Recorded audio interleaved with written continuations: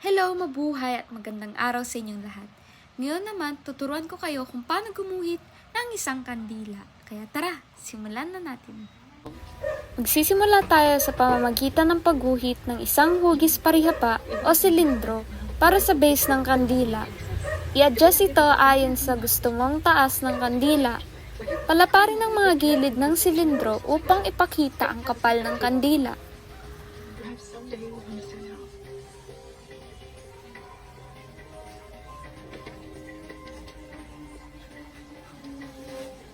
I don't know about you, but failing to find a serial killer through experimental science always makes me thirsty.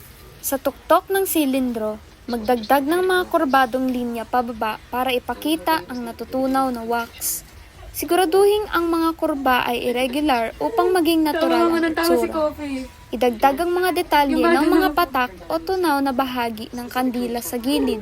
Ito ay maaaring pahaba ng mga patak o kurbadong linya.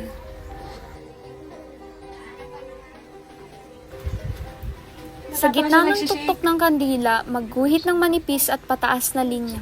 Ito ang magsisilbing mitsa ng kandila.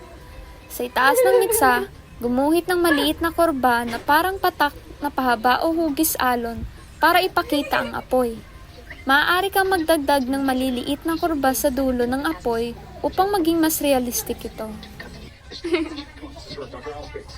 Palaparin ang ibang bahagi ng mga linya upang magbigay ng mas maraming detalye at lalim sa kandila.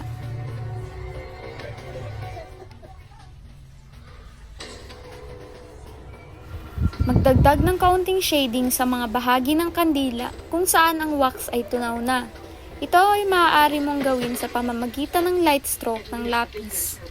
Lagyan ng shading ang ilang bahagi ng kandila upang ipakita ang mga anino at lalim.